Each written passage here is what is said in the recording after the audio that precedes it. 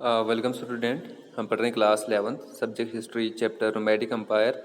तो आज का इस चैप्टर का हमारे तीसरा लेक्चर है और इस लेक्चर में हम पढ़ेंगे cause for the success of Genghis Khan, यानी कि चंगेज़ खान की जो सक्सेस, जो कामयाबी थी, उसके पीछे क्या राज था। तो सबसे पहला जो चंगेज़ खान की जो सक्सेस का जो मेन जो रीज़न जो था, उसकी जो है मिलिट्री अचीवमेंट थी।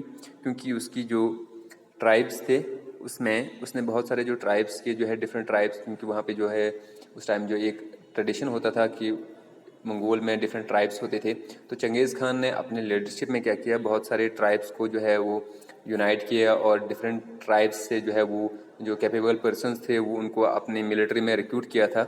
तो इस तरह से उसने एक प्रोफेशनल जो है अपनी जो है आर्मी जो है डेवलप की थी।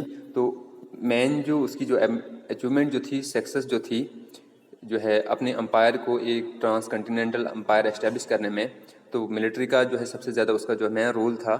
ठीक है।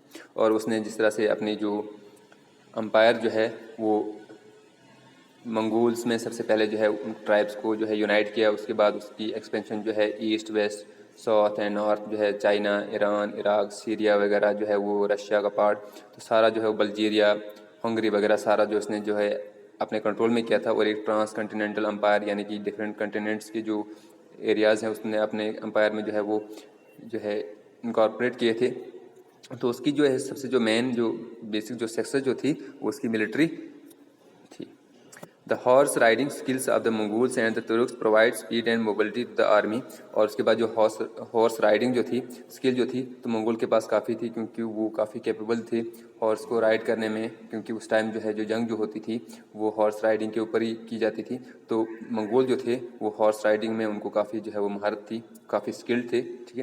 तो इसकी वजह से उसकी जो अचीवमेंट जो है वो और ज़्यादा जो है वो फास्ट रेट पे बढ़ी। Their abilities as rabbit shooting archers from horsebacks were further perfected during regular hunting expedition, which double chance of victory over the enemies। और इसको क्या था, यानी कि जो हॉर्स राइडिंग के ऊपर जो है वो तीर अंदाजी, तलवार चलाना, ठीक है, तीर वगैरह चलाना जो है उनको काफ़ी जो है महारत थी। क्योंकि वो हमेशा जो है वो हंटर्स वगैरह जो, यानी कि जो चंगेज़ खान था वो हमेशा जो है अक्सर जो है हंटर्स वगैरह को ही जो है वो क्या करता था, अपनी आर्मी में रिक्रूट करता था। और उनको आर्मी में ज्वाइन करने से पहले जो है वो तीरंदाजी हंटिंग वगैरह में जो है क्या किया जाता था, परफेक्ट किया जाता था। तो यही राज है कि जब वो किसी एनिमीज़ के खिलाफ जो है वो जंग लड़ते थे तो उनमें जो है वो उसकी आर्मी में जो है वो प्रोफेशनल जो होते थे, स्किल्ड होते थे हंटिंग आर्चर्स वगैरह में। तो इसकी वजह से उनकी जो ये चांस जो होता था एनिमीज़ के ऊपर विक्ट्री करने का वो बढ़ जाता था। The steppe cavalry had always traveled light and moved quickly, but no, it brought all this knowledge of terrain। यानी कि जो स्टेपी जो कैवलरी होती थी, यानी कि जो जो ज़मीनी फ़ौज होती थी, ठीक है, वो हमेशा जो है वो ट्रैवल करती थी आहिस्ता आहिस्ता से जो है, यानी कि जिस एरियाज़ को उन्हें कैप्चर करना होता था, कंट्रोल करना होता था, तो वो आहिस्ता आहिस्ता उनकी बॉर्डर तक जाते थे। उनकी वहाँ के पहले जो वहाँ के जो है सिचुएशन को देखते थे। तो सिचुएशन को देखने के बाद ही उन वहाँ के जो जितने जो ये सिस्टम होते थे, उनकी जो गवर्नेंस होती थी, उनका जो पॉलिटिकल ऑर्गेनाइजेशन देखते थे, वहाँ का जो उनकी फ़ौज वगैरह सब के बारे में जो है पहले नॉलेज है गेन करते थे। उसके बाद ही उनके खिलाफ जो है वो क्या करते थे, एक्सपीडिशन यानी कि लड़ाई जो है वो करते थे।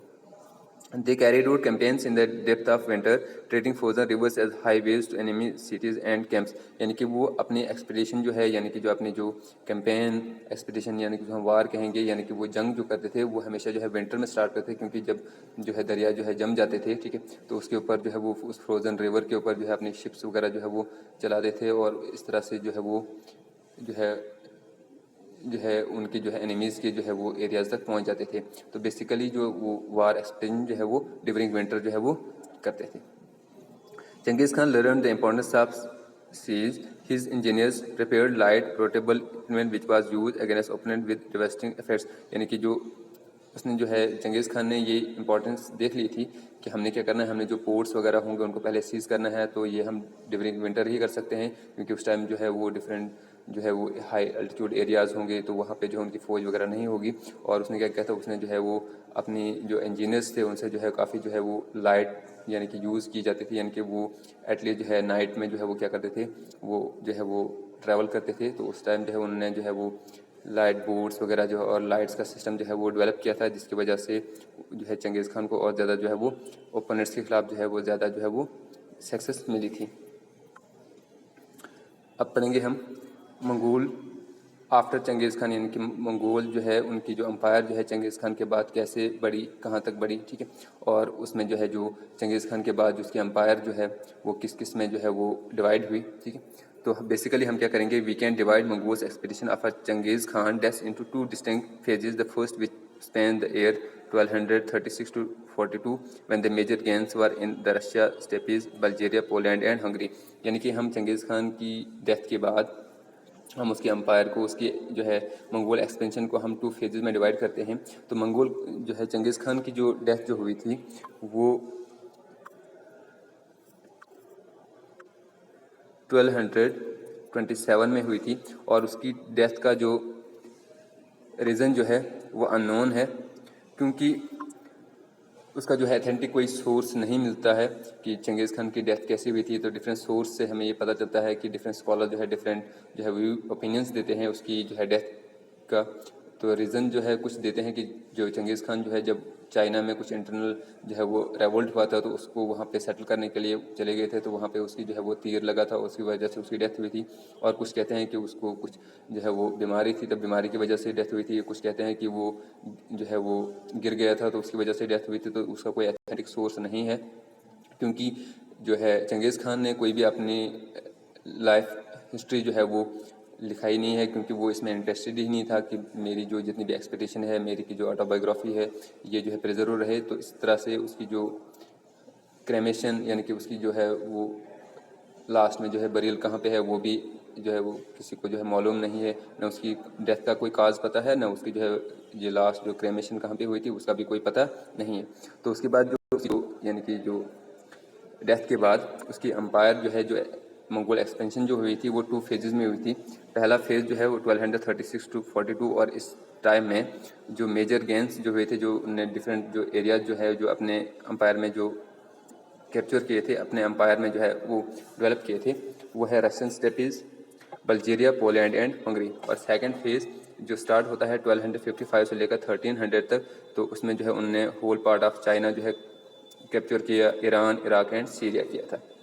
यानी कि चंगेज़ खान की डेथ के बाद यानी 1227 के बाद जो मंगोल्स एक्सपेंशन हुई थी वो टू फेजेस में डिवाइड की गई है। एक है 1236 42, इसमें Russia, Bulgaria, Poland and Hungary जो है वो कैप्चर किया गया। उसके बाद जो सेकंड फेज़ जो है 1255 से लेकर 1300 तक, उसमें जो है whole part of China, Iran, Iraq and Syria जो है वो अपने कंट्रोल में किया गया था।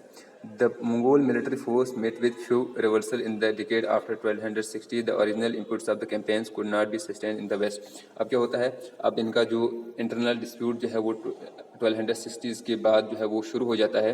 तो इस तरह से 1260 के बाद उनकी जो मंगोल एक्सपेंशन जो है जो वेस्ट तक पहले थी, लेकिन उसको वो अब सस्टेन नहीं कर पा रहे हैं। कंपेन भी कर रहे हैं लेकिन उसको अच्छे से कंसोलिडेट नहीं कर पा रहे हैं, क्योंकि उनका जो इंटरनल जो डिस्प्यूट है अब 1260 के बाद शुरू हो जाता है।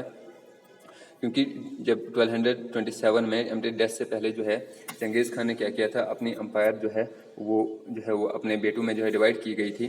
तो उसके जो बेटे जो थे, एक का नाम जो था जोची था, दूसरा का नाम जो था उगादी था, और तीसरा का नाम, पहले का नाम जो था जोची था और दूसरे का नाम जो था ये चगताई था, तीसरे का नाम उगैदी था और चौथे का नाम जो है तुलवाई था। तो ये चार बेटे जो थे उसको जो है डिफरेंट वाइफ से थे, क्योंकि उस टाइम जो है पॉलीगेमी का जो है सिस्टम था। तो चंगेज़ खान ने अपनी डेथ से पहले यानी कि 27 में ही जो है उसने क्या किया था, अपने अम्पायर को जो है वो डिवाइड कर दिया था, और उसने सबसे पहले जो अपना जो हेरियर बनाया था, यानी कि अपना जो सक्सेसर आगे जो है डिक्लेयर किया था, वो किया था उगैदी को, जो उसका थर्ड सन था।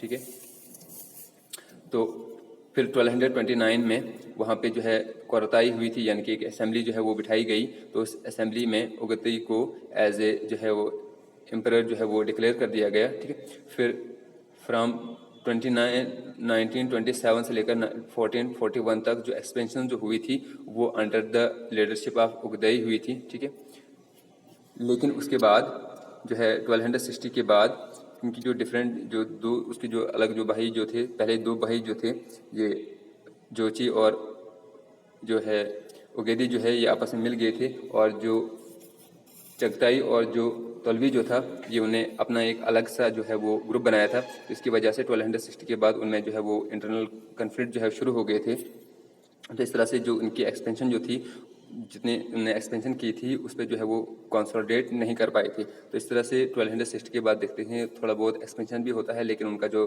डिक्लाइन जो है वो इंटरनल जो है वो जो कन्फ्लिक्ट की वजह से जो है वो शुरू हो जाता है। तो थैंक्स, ये आज का हमारा टॉपिक था। तो नेक्स्ट टॉपिक में हम जो है नेक्स्ट लेक्चर में हम नेक्स्ट टॉपिक जो है डिस्कस करेंगे। Thank you.